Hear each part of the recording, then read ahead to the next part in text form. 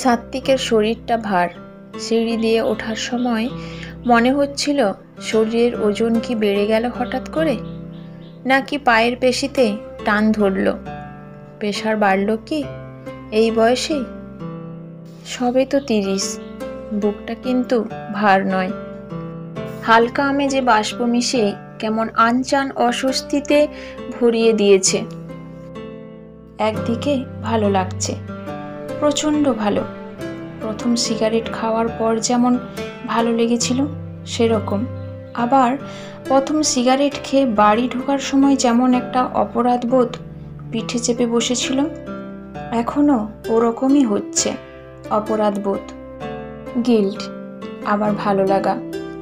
ক্লান্ত হাতে calling bell বাজালো সাত্ত্বিক। গলার টাইটা আলগা করছে। দরজা খুলে এক রাশ সদ্য ফোটা জুঁই ফুলের মতন হাসল অভিনন্দিতা। দরজার হাতলটা ধরে বলল, কি পার্টি কেমন ছিল? ড্রিঙ্ক ফ্রিঙ্ক করনি তো? একটু কাছে এসে গলা নামিয়ে বলল, মা কিন্তু এখনো জাগা। অভিনন্দিতা মুখ টিপে হাসছে, স্থির চোখে চেয়ে সাত্ত্বিক। কি আশ্চর্য, অফিস পার্টিতে যাওয়ার আগেও ওর হাসিটা মনে হয়েছিল বিশ্বের সেরা উপহার। বরং পার্টিতে যেতেই মন চাইছিল না, মনে হচ্ছিল থেকে যায়, বাড়িতেই থেকে সময় কাটায় অভিনন্দিতার সঙ্গে। ওর মাখন মাখন কপালে চুমু খায়, রেশমের মতন নরম চুলে বিলি কেটে কেটে গল্প করে। অভিনন্দিতা বুকে মাথা রেখে শুনবে সাত্ত্বিকের হৃদধ্বনি। সাত্ত্বিক ভারী গলায় গুনগুন করবে, আমারও পরাণে যাহা চায় তুমি তাই। তারপর নিজেকে ডুবিয়ে দেবে অভিনন্দিতার মধ্যে। কিন্তু কই, এখন কেন এমন অস্বস্তি হচ্ছে? এটাও মনে হচ্ছে দরজাটা ও না খুলে মা খুললে ভালো হতো। অভিনন্দিতার হাসিটা ফিকে লাগছে, কেমন পানসে মনে হচ্ছে। ঝোল কম ফোটানো হলে যেমন টান টান ভাবটা থাকে না, তেমন। ঘরে ঢুকে কাবাট খুলল সাত্ত্বিক। ঘরে পরার ট্রাউজার আর টি শার্টটা কাঁধে চাপিয়ে বাথরুমে ঢুকতে যাবে অভিনন্দিতা বলল, কি হলো, অমন মুখ ভার করে রইলে যে? পার্টিতে কি কিছু হয়েছে? না, না বলতে গিয়ে যে গলাটা অস্বাভাবিকভাবে এতটা গম্ভীর হয়ে যাবে তা বুঝতে পারিনি। নিজের গলার স্বরে নিজেই একটু অপ্রস্তুতে পড়ল। বাথরুমে ঢুকে গেল সাত্ত্বিক। যদিও প্যান্ট আর কোটটা ছেড়ে তোয়ালে পরেই ঢুকেছিল বাথরুমে। টি শার্ট গলাবার পর মনে হলো একটা শাওয়ার নিলে কেমন হয়। গিজারটা অন করলো, টি শার্ট খুলে দাঁড়ালো শাওয়ারের তলায়। ডিসেম্বর চলছে, শীতে রাতে স্নান করে না সাত্ত্বিক, আজ করছে। হয়তো অভিনন্দিতা জানতে চাইবে কেন স্নান করলো। সাত্ত্বিক কি বলবে ভেবে পেল না। স্নান করতে ইচ্ছে করলো, কারণ খুব ক্লান্ত লাগছে। তোয়ালে দিয়ে মাথা মুছতে মুছতে বাইরে বেরিয়ে এসেছে। অভিনন্দিতা নাইট স্যুট পরে বিছানায় বসে। ওর জামার গলার কাছে উকি মারছে কণ্ঠাস্থি। কণ্ঠাস্থি বেয়ে চিকচিক করছে গলার চেনটা। অভিনন্দিতার স্ট্রবেরির মতো ঠোঁটটা রোজ টানে। ওই কণ্ঠাস্থি রোজ টেনে নিয়ে যায় অভিনন্দিতার সঙ্গে নিবিড় হওয়ার জন্য। আজ হলো না। সাত্ত্বিক তোয়ালেটা সামনের ব্যালকনিতে মেলে এলো। ড্রেসিং টেবিলের আয়নার সামনে এসে মাথার চুল আঁচড়াচ্ছে দু হাতে সেট করে করে। অভিনন্দিতা হাই তুলে বলল, কি হয়েছে বলো তো তোমার? এমন অদ্ভুত বিহেভিয়ার করছো কেন? কিছু না বলে সাত্ত্বিক শুয়ে পড়ল টান টান হয়ে। বেড সুইচ বন্ধ করে অভিনন্দিতা কাছে এসে শুলো, রোজ দিনের চেয়ে একটু বেশি ঘন হয়ে। ওর ফর্সা তেল তেলে হাত, ডান হাতটা সাত্ত্বিকের বুকের কাছে। সাত্ত্বিকের ভালো লাগছিল না, দম বন্ধ লাগছিল। মনে হচ্ছিল অভিনন্দিতা বড্ড বেশি ন্যাকামি করছে। হাতটা সরিয়ে দিতে মন চাইল। এখনো হয়তো ওর ঘুমটা কাঁচা। হাতটা সরাতে গিয়ে জেগে গেলে অন্য কিছু ভাবতে পারে সাত্ত্বিক কোনো ব্যাপারে বিরক্ত বা অসন্তুষ্ট। তখন এ নিয়ে প্রশ্ন করবে হাজার রকম, হয়তোবা অশান্তিও। তাই বুকের কাছে ওর অভিনন্দিতার পড়ে থাকা হাতটা যা এই মুহূর্তে অস্বাভাবিক রকমের ভারী মনে হচ্ছে তা পড়ে থাকতে দিল। লাগুক দমবন্ধ, কিন্তু দমবন্ধ লাগার কারণটা কি সেটা কি সাত্ত্বিক বুঝতে পারছে না? বাড়ি থেকে ফুরফুরে মেজাজ নিয়ে বেরোলো। অফিস পার্টি ছিল সাবিরের। পৌঁছলো, 2 প্যাক নিল, গল্প করছিল। মৃণালের সঙ্গে যোগ দিল সোমনাথদা। ভালোই চলছিল, কিন্তু হঠাৎ বুকটা ধক করে উঠল সাত্ত্বিকের। অফ শোল্ডার ডার্ক রেড কালারের টপ, টিউব স্কার্টে সামনে দাঁড়িয়ে কে, উঁচু হয়ে ওঠা কণ্ঠাস্থি যা লাবণ্যের একটা উগ্র রূপ,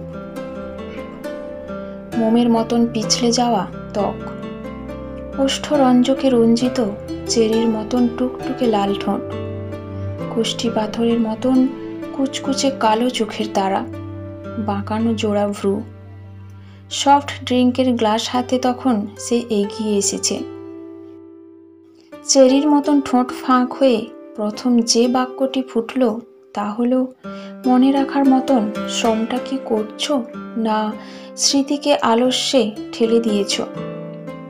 কথা সরছিল না সাত্ত্বিকের, যার জন্য একটা সময় ডিপ্রেশনে চলে যাওয়ার মতন অবস্থা হয়েছিল।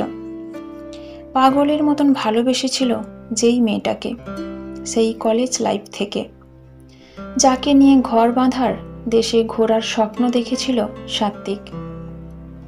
সেই পৃথা এখন সামনে। জানতে চাইছে মনে রাখার জন্য শ্রম করতে হয়েছে কি না। সাত্ত্বিকের বুকটা জ্বালা করে উঠল। গলা বুজে আসছিল, তবু গলাটা যত সম্ভব স্বাভাবিক রাখা যায় সেই চেষ্টা করে বলল, ভোলার চেষ্টা করিনি, তাই মনে রাখার দরকার পড়েনি। মৃণাল আর সোমনাথদা বুঝতে পারছিল ওরা দুজন দুজনের পরিচিত এবং ব্যাপারটা খুবই ব্যক্তিগত পর্যায়ে, তাই ওরা সরে গেল।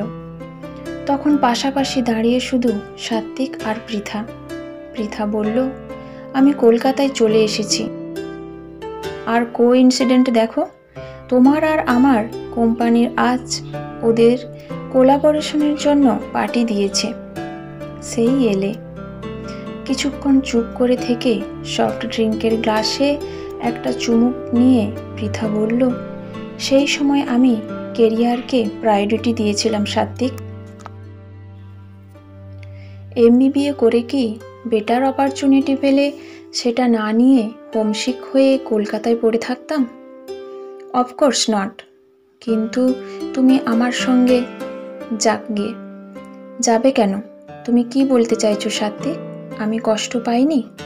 তুমি তখন বিয়ের জন্য জোর দিতে শুরু করলে। I was not ready for marriage that time. তাই তো। একটা টিস্যু পেপারে চোখের জল মুছল পৃথা। তোমার জেদ। তুমি চাওনি আমি ডেলফি যাই, so you pushed me for marriage. রাজি হইনি, তাই বললে আমি নাকি তোমার চাইতে কেরিয়ারকে বেশি ইম্পর্টেন্স দিচ্ছি।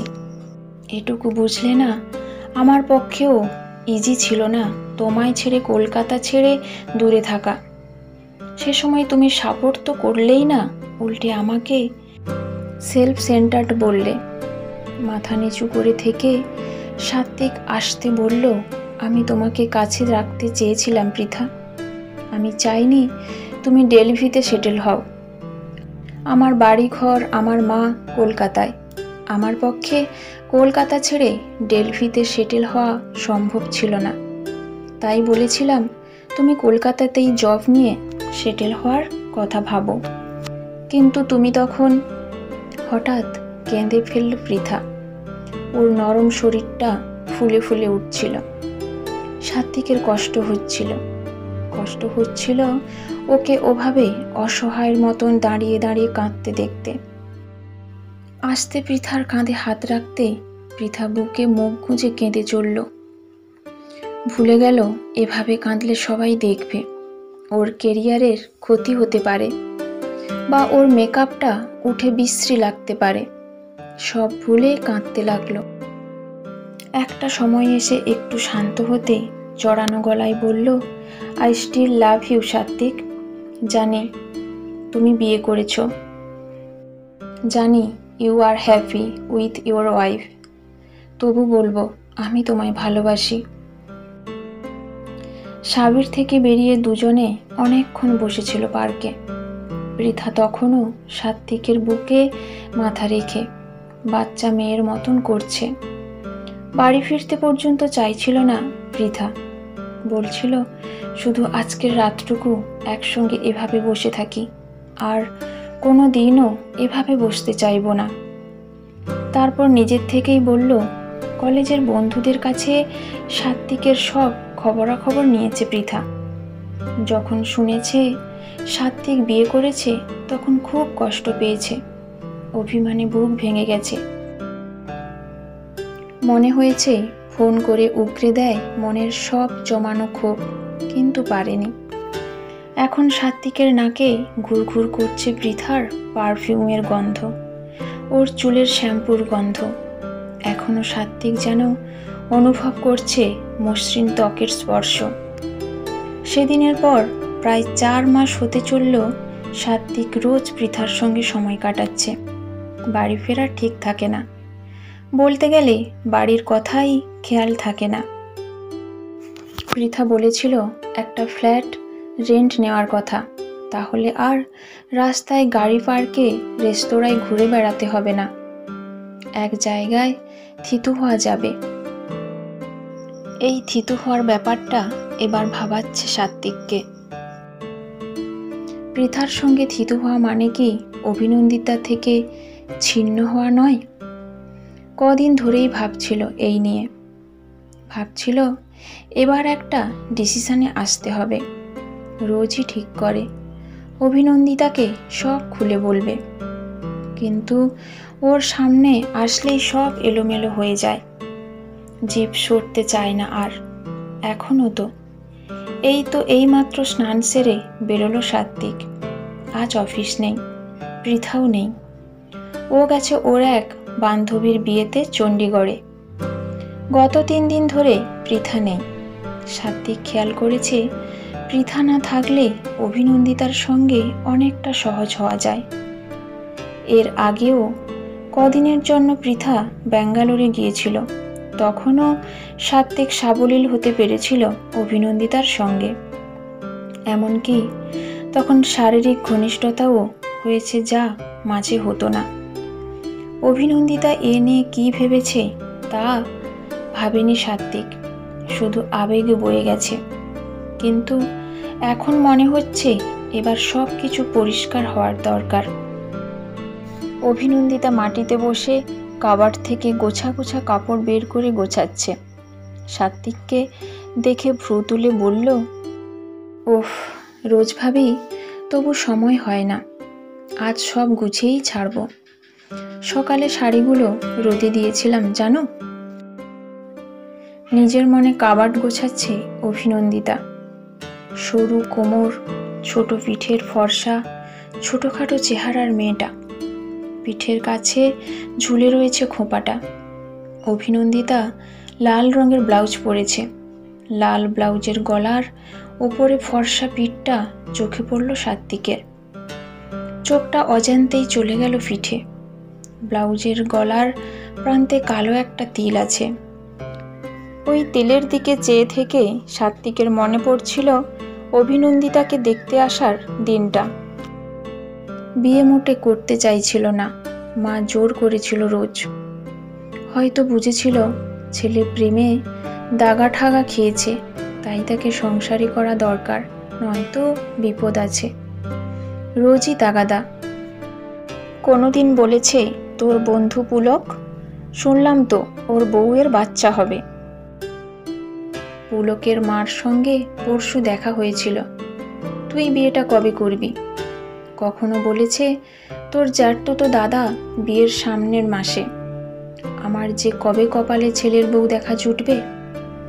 দীর্ঘশ্বাসের তীব্রতা রোজ এতটাই বাড়তে লাগলো যে মাকে দেখলেই আতঙ্ক হতো এক এক সময়। আক্ষেপ আর আক্ষেপ। রোজগার তো ভালো করিস, বাড়ি ঘর দুয়ারের চিন্তা নেই, তবে আর কি চাস? মা মরলে তবে বউ আনবি? তারপর একেবারে সোজাসুজি আক্রমণ, পাড়ার মিনুদির বঞ্ঝির মেয়েকে পরশু দেখতে যাচ্ছিস। আমি কথা বলে রেখেছি, কোনো বাহানা শুনবো না। সাত্বিক কিছু বলার আগেই মা হাত তুলে বলেছে, মাকে কি সম্মান করিস, না নিজেকেই বিজ্ঞ বিশেষজ্ঞ মনে করিস? যদি সম্মান করে থাকিস তবে যা বললাম তা শোন। সাত্বিক তখন ভেবেছিল দেখতে আসা মানেই তো আর বিয়ে করা নয়। মেয়ে দেখে বাড়ি ফিরে বলবে মেয়ে পছন্দ হয়নি, পছন্দ করবে না বলে মন স্থির করে গেলেও সেই সিদ্ধান্তে স্থির থাকতে কিন্তু পারল না সাত্বিক। অভিনন্দিতা গোলাপি রঙের সিল্কের শাড়ি পরে যখন বসলো, তখন মনে হলো গোলাপ ফুলের বাগান থেকে ঘুরে এলো এক ঝাঁক বাতাস। হাসিটা দেখে মনে হয়েছিল সাত্বিকের অনেক পুরনো এই হাসি। সাত্বিক ঠিক করে গিয়েছিল চুপ করে বসে থাকবে, কোনো কথা জিজ্ঞেস করবে না, কিন্তু আর চুপ করে থাকতে পারল না সাত্বিক। এক ফালি হেসে জিজ্ঞেস করলো, আপনার গান ভালো লাগে? অভিনন্দিতা মাথা নেড়ে বলেছিল, কিরকম গান? I mean loud music or light? Rabindrasangeet না হিন্দি মুভির সং? আসলে একে অপরের পছন্দ অপছন্দগুলো জানলে একে অপরকে বোঝাটা সহজ হয়। সাত্বিক তখন তো জানেও না সাত্বিক অভিনন্দিতাকে বিয়ে করবে কিনা, তবু একে অপরের বোঝার কথাটা বলে ফেলল। অভিনন্দিতা সে কথায় হালকা হেসে বলেছিল, পছন্দ অপছন্দ দিয়ে কি আর মন বোঝা যায়? মন বুঝতে গেলে মন দিতে হয়। তখন কেউ জোরে শ্বাস ফেললেও ধরে ফেলা যায়। সেই শ্বাস আক্ষেপের না ক্লান্তির না উত্তেজনার। ব্যাস, আর না করতে পারেনি সাত্বিক। বয়ে গেছে সময়ের স্রোতে। গাঁটছড়া বেঁধে নিয়েছে অভিনন্দিতার সঙ্গে। এখন খাবে? খেতে দিই? অভিনন্দিতা কাবাট বন্ধ করে বলল। সাত্বিক ওর দিকে স্থির দৃষ্টিতে চেয়ে। পৃথা কদিন ধরে আকার ইঙ্গিতে বোঝাবার চেষ্টা করছে যে ও আর সাত্বিক একসঙ্গে থাকতে চায় পাকাপাকিভাবে। সেটা যে সাত্বিক চায় না তাও তো নয়। সাত্বিক পৃথাকে পুরোপুরি পেতে চায়, যাকে পাওয়ার জন্য একটা সময় ছটফট করেছিল সাত্বিক। সে যখন নিজের ইচ্ছায় ধরা দিতে আসছে, তবে কেন সাত্বিক তাকে কাছে পাবে না? এখন যে স্নায়ুর প্রতি কোষে কোষে পৃথার ঘোর। কি হলো, অমন ফ্যাকাশে দেখাচ্ছে কেন? জ্বর নাকি? অভিনন্দিতা কপালে হাত রাখল সাত্বিকের। শরীর ঠিক আছে তো। ছোট্ট শ্বাস ফেলে সাত্বিক বলল, আমি যদি আমি সাত্বিক আর কিছু বলতে পারল না। অভিনন্দিতা চোখ সরু করে দেখছিল সাত্বিককে। বলল, খুলে বলো, কি হয়েছে? চাকরি নিয়ে কোনো সমস্যায় পড়েছ? আমার লাইফে একজন ছিল। মাথা নিচু করে সাত্বিক বলল। ছিল মানে? কে ছিল? আমি একজনকে ভালোবাসতাম। কাকে? অভিনন্দিতা অবাক হয়েছে। সাত্বিক বলল, তুমি চেনো না। তবে এখন ও আর আমি আবার এক হতে চাই। আমরা বিয়ে করেছি ঠিকই, কিন্তু তার মানে কি এই সারা জীবন এই সম্পর্কটাকে বয়ে যেতে হবে? বয়ে যেতে হবে? অভিনন্দিতা হতভম্ব। যে সম্পর্কে আর প্রাণ থাকে না তাকে তো বয়েই নিয়ে যেতে হয়। প্রাণ থাকে না? অভিনন্দিতার কথাটা স্বর্গতিক্তর মতন শোনালো। সাত্বিক বলল, আমি আগে পৃথার জন্য যা ফিল করতাম এখন আরও বেশি ফিল করি। এখন আর এই বিয়ে টিকিয়ে রাখার কোনো মানে হয় না। তুমি ডিভোর্স চাও? অভিনন্দিতা ধীরে জিজ্ঞেস করল। মাথা নিচু করে কিছুক্ষণ চুপ করে থেকে সাত্বিক বলল, আর যদি আমি না দিই? পলকে মুখটা রক্তবর্ণ হলো সাত্বিকের। চোখ তুলে অভিনন্দিতার দিকে চেয়ে বলল, তবে আমি পৃথার সঙ্গে আলাদা থাকতে বাধ্য হব। যারা বউ থাকতে পূর্ব প্রেমিকাকে নিয়ে আলাদা ঘর বাঁধে তাদের কি বলে জানো? সাত্বিক চোখ পাকিয়ে তাকালো। বোঝেনি, সত্যি বোঝেনি এই কোমললতার এমন কাঠখোট্টার কথা আছে। অভিনন্দিতা বলল, দুশ্চরিত্রা বলে। আর আমার ভাবতে ঘেন্না করছে আমার শরীরটা কোনোদিন একটা দুশ্চরিত্র লোক ছুঁয়েছিল ভেবে। অতই যদি ঘেন্না করছে তবে ডিভোর্সটাও দিয়ে দাও। দিয়ে দেব, বরাবরই ভিখারিকে ভিক্ষা দিয়ে এসেছি, ওটা স্বভাব আমার। অভিনন্দিতা সেই মুহূর্তেই ব্যাগ গুছিয়ে বাড়ি থেকে বেরিয়ে গেল।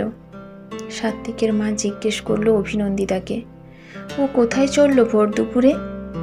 অভিনন্দিতা বলেছে, আপনার নোংরা ছেলের কাছ থেকে বিবরণটা শুনে নেবেন। এখন মা সাত্বিকের ঘরের সামনে দাঁড়িয়ে, সাত্বিক খাটে বসে। চারপাশটা স্যাঁতস্যাঁতে মনে হচ্ছে আলো নেই।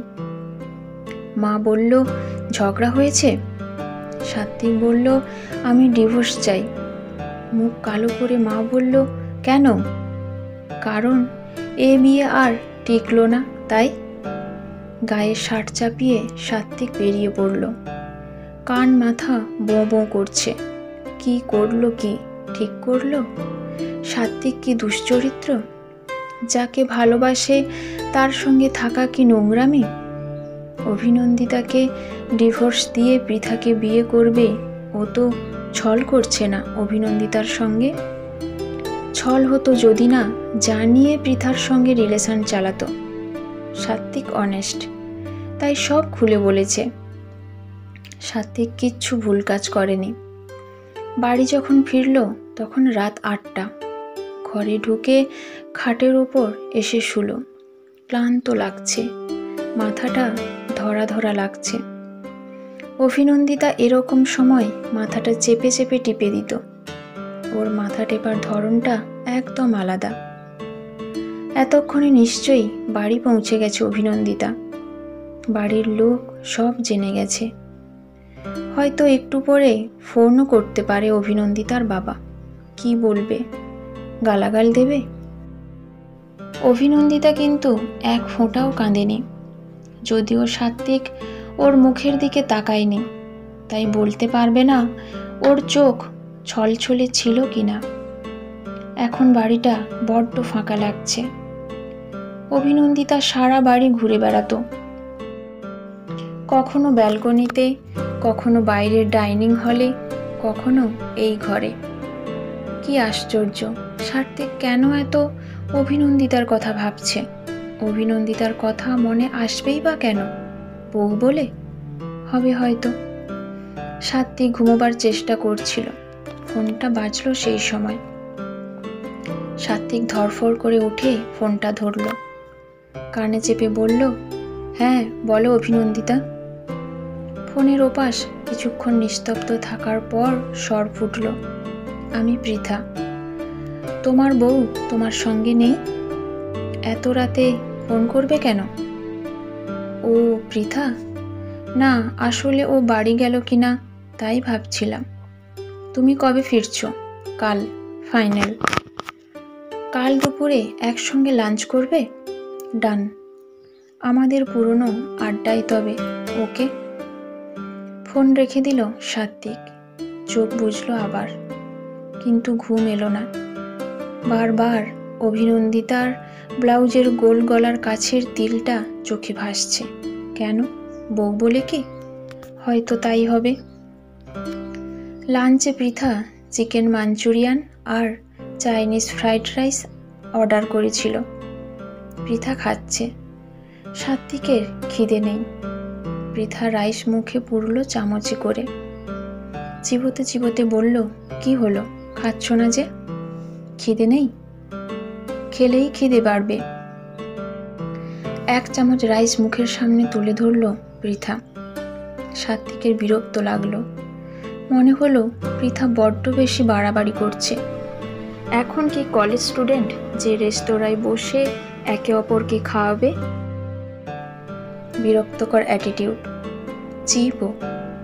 অভিনন্দিতা হলে হয়তোবা জিজ্ঞেস করত শরীর খারাপ, কিন্তু অভিনন্দিতা ফোন করলো না কেন? ওর বাড়ি থেকেও কেন ফোন এলো না একটা? ও কি তবে ঠিকভাবে বাড়ি পৌঁছায়নি? কোথায় গেল তবে মেয়েটা? হারিয়ে গেল? ঘামতে শুরু করলো সাত্বিক। শরীরটা অস্থির অস্থির করছে। পৃথা মুখের সামনে তুড়ি মেরে বলল, কি ভাবছো বলো তো তখন থেকে? সাত্বিক উঠে এলো চেয়ার ছেড়ে। উঠে রেস্তোরাঁর বাইরে এলো। মোবাইলে অভিনন্দিতার নাম্বারটা আঙুল ছোঁয়ালো। বাজছে বাজছে। বেশ কিছুক্ষণ পর ফোনটা ধরল। ফোনের ওপাশেই অভিনন্দিতা। গম্ভীরভাবে বলল, হ্যালো। সাত্বিক আসতে বলল, কি করছিলে? কেন? কিছুক্ষণ চুপ করে থেকে সাত্বিক বলল, না মানে বলছিলাম ফিরছো কবে? কেন?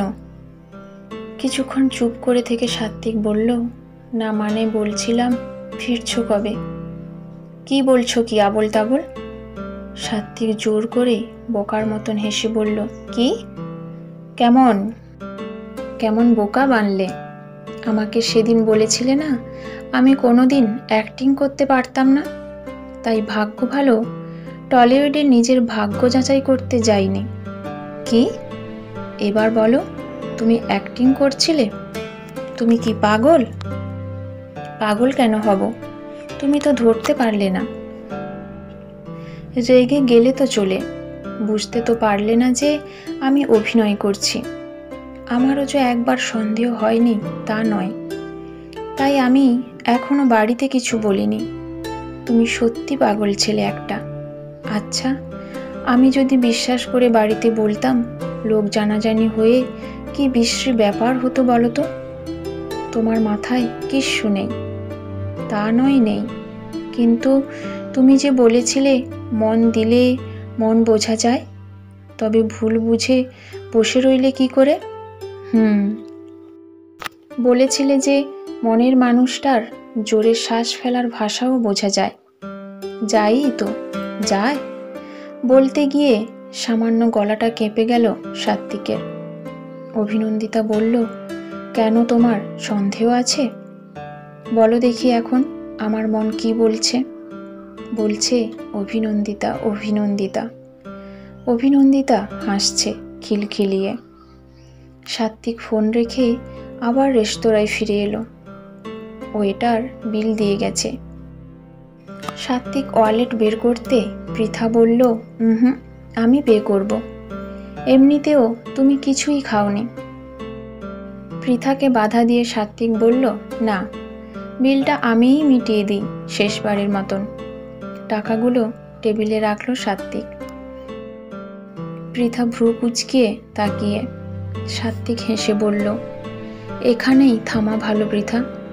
আমার ফিউচার বাড়িতে অপেক্ষা করছে। পাস্টকে জোর করে টানলেই কি তাকে ফিউচারে বদলে ফেলা যায়? চেয়ার ছেড়ে উঠে পড়ে সাত্বিক বলল, বাই পৃথা। তোমার সুন্দর সুখের ভবিষ্যতের প্রার্থনা করি। পিছন ফিরে আর একটিবারের জন্যও না তাকিয়ে সাত্বিক সোজা হাঁটা দিল। গত 6 মাস ধরে মেজাজটায় ঘুণ ধরেছিল। সাত্বিক যেন হারিয়ে ফেলেছিল নিজেকে। এখন বেশ লাগছে, বলতে গেলে ফ্রেশ লাগছে। চোখের সামনে ভেসে উঠল লাল ব্লাউজের গলার কাছের কালো তিলটা। ওই তিলটাই কি কে জানে